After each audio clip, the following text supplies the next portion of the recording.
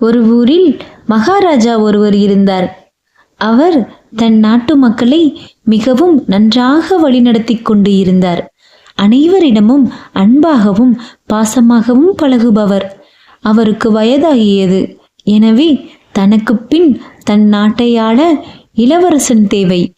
அவருக்கு மகன் இல்லாததால் அவர் தன் நாட்டில் உள்ள ஏதாவது ஒரு இளைஞனை தன்னுடைய நாட்டுக்கு இளவரசனாக தேர்ந்தெடுக்க முடிவு செய்தார்.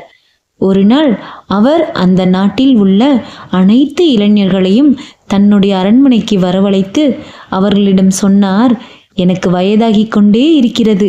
எனக்கு பின் என் நாட்டை ஆள எனக்கு மகன் இல்லாததால் நான் உங்களில் ஒருவனைத்தான் இந்த நாட்டிற்கு இளவரசனாக தேர்ந்தெடுக்கப் போகிறேன் என்றார். அவர்கள் அனைவரும் மிகவும் சந்தோஷமடைந்தனர்.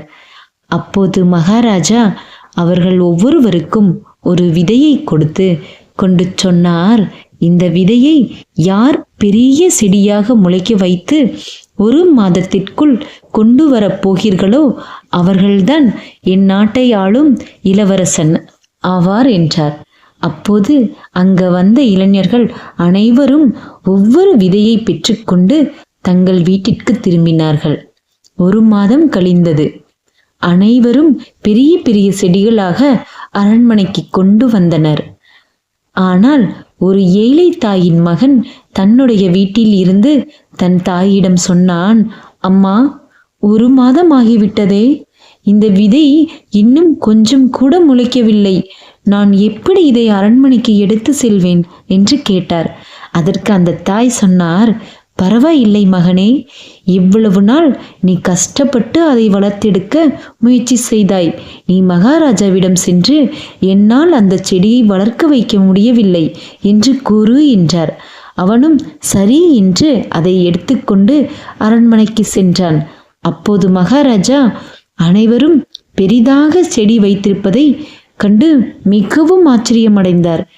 இந்த ஏழை தாயின் மகனிடம் உன்னுடைய செடி எங்கே என்று கேட்டார். அதற்கு அந்த மகன் சொன்னான், மகாராஜா, நான் மிகவும் முயற்சி செய்தேன். ஆனால் என்னால் அந்த விதையை முளைக்க வைக்க முடியவில்லை என்றான். அப்போது அந்த மகாராஜா சந்தோஷமாக சொன்னார், நீதான் என்னுடைய நாட்டை ஆளப்போகும் இளவரசன் என்றார். இதை கேட்ட மற்ற இளைஞர்கள் அனைவரும் அவன் விதையை முளைக்க வைக்கவே இல்லை. நாங்கள் இவ்வளவு பெரிதாக இந்த செடியை வளர்த்துள்ளோம். ஆனால் நீங்கள் அவனே இந்த நாட்டின் இளவரசன் என்று சொல்கிறீர்களே என்று கேட்டனர். அதற்கு அந்த மகாராஜா சொன்னார், இவன்தான் உண்மையும் நேர்மையும் உள்ளவனாக இருக்கிறான். நான் உங்கள் அனைவருக்கும் கொடுத்த விதை வேக வைத்த விதை. அந்த விதை முளைக்கவே முளைக்காது.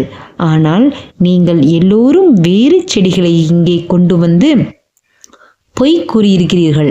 ஆனால் இவன்தான் உண்மையை கூறியுள்ளான். எனவே இவன்தான் இந்த நாட்டை ஆளப்போகும் இளவரசன் என்று அவனுக்கு இளவரசன் பட்டம் கொடுத்தார்.